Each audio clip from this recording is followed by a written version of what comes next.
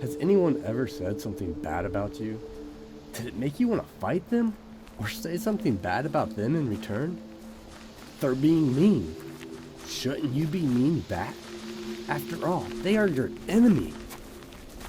But what if I told you that Jesus says to love your enemy instead of hate them?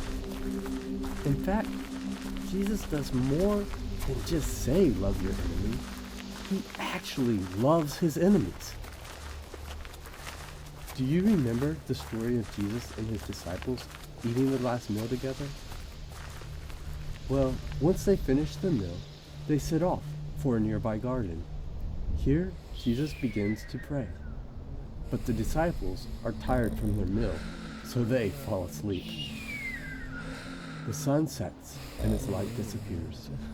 This night, neither the moon nor stars will shine. The only thing you can hear is Jesus' distressed voice praying to his Father. Then another faint sound starts building. The sound of soldiers marching and metal clanking breaks through the silence. Suddenly, the light from their torches pierces the darkness of the garden.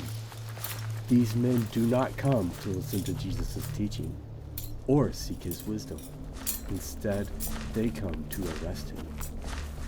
Oddly, Judas, one of the disciples, is with these men.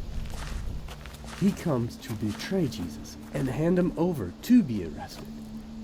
He walks over to Jesus and gives him a kiss on the cheek so that the soldiers will know who to arrest. Jesus, knowing why they came, simply asked them, "Who are you looking for?" "Jesus of Nazareth," they replied. Jesus doesn't run or hide. He simply says, "I am he."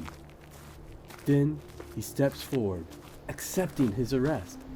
However, Peter, wanting to protect Jesus, lunges forward with his sword, slashing down. He cuts off the ear of one of the servants. Ready to fight for justice, ready to defend what is right, he is poised to strike again. After all, these men are his enemies. Then Jesus steps between Peter and the men who have come to arrest him.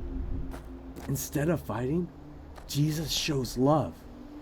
He touches the enemy's severed ear and heals him. Then, turning to Peter, he says, "If we fight with swords, we will die by swords." To the soldiers and guards, he asked, "Why have you come at night? I was teaching in front of you every day, and you did nothing." But because they have come to arrest an innocent man, they have to act in secret.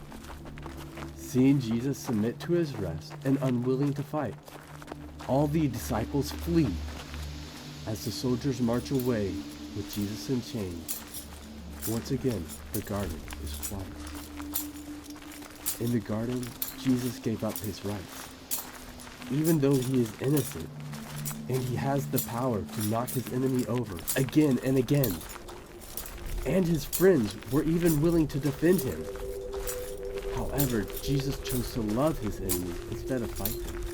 Instead of choosing to harm, he chose to heal. Instead of choosing war, he chose peace.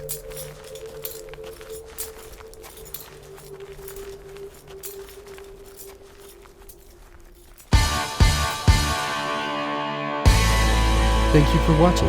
Consider liking, subscribing, or sharing this video with a friend.